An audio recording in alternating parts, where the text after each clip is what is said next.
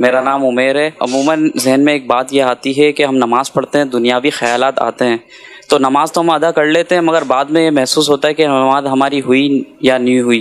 تو اس کے لیے شرعی ہمیں بتائیں کہ نماز ہو جاتی ہے اس میں؟ فقہی اعتبار سے اور اللہ پاک نے جو چیز مقرر کی ہے نماز کی کہ فرائض اور واجبات آپ نے جس انداز میں نماز ادا کرنی چاہیے تھی ظاہری اعتبار سے، وہ آپ نے جب ادا کر لی، فرائض پورے کر لی، کسی طرح کے مفسدات اس کے اندر نہیں پائے گئے، تو جو فرض ہے وہ تو آپ کے اوپر سے اتر گیا، نماز تو آپ کی ہو گئی۔ لیکن ظاہر ہے کہ نماز کا جو اصل مقصد ہے وہ اللہ پاک کی بارگاہ کی حاضری ہے۔ تو بندہ جب نماز کے لیے آئے تو پوری تیاری اور اہتمام کے ساتھ آئے کہ میں اللہ جل شانہ کی بارگاہ میں حاضر ہو رہا ہوں، عبادت کرنے کے لیے آ رہا ہوں۔ اب اپنی ساری کی ساری توجہ اللہ پاک کی بارگاہ کی طرف رکھے، تو یہ اس کے لیے نماز کا اصل مقصد حاصل ہوگا۔ ورنہ بہرحال جو فرض ہے وہ آپ کا ادا ہو چکا، فرض پورا ہو چکا، قضا اس کی آپ کے اوپر نہیں ہے، لیکن جب بھی نماز پڑھیں تو پھر اس اہتمام کے ساتھ پڑھیں کہ آپ کا دل بھی جو ہے وہ اللہ پاک کی بارگاہ کی طرف متوجہ ہو۔ اس پہ تو وہ جس کی بار بار توجہ کسی اور طرف جاتی ہے، وہ روایت میں کیا کہا ہے؟ بالکل، یعنی اللہ کی خاص رحمت اس کی طرف متوجہ ہوتی ہے۔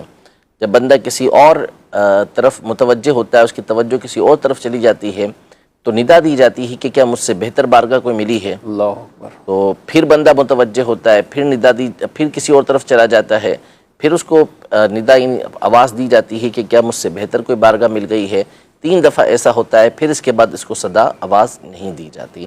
تو بہرحال اپنی توجہ نماز میں ہی رکھنے کی بھرپور کوشش کرنی چاہیے۔ اور جب یہ پریکٹس کرتے ہیں تو میرا خیال ہو ہی جائے گا نا، اس طرح کہ ایسا نہیں ہے کہ کوئی توجہ کسی کی ہو ہی نہیں سکتی نماز کی طرف۔ جب اپنی بار بار توجہ اسی طرف رکھیں گے، دنیاوی خیالات تو آ ہی جاتے ہیں ہر ایک کو کسی نہ کسی طرح، لیکن جب توجہ اس طرف رکھیں گے تو انشاءاللہ یہ بہتری آئے گی، اور نماز میں بھی آپ کو لطف ملے گا۔ بہت سے لوگ ایسے ہیں جن کو رکعت بھول جاتے ہیں، جب رکعت کا معاملہ ہوتا ہے تو اس وجہ سے بھی بعض ایسے بھی ہوتے ہیں کہ پھر وہ نماز سے بھی پیچھے ہٹ جاتے ہیں کہ ہمیں نماز پوری یاد نہیں رہتی، رکعتیں یاد نہیں رہتے، بالخصوص جن کی عمر کچھ زیادہ ہے تو ان کو بھی، ان کے ساتھ بھی اس طرح کے معاملات ہو جاتے ہیں۔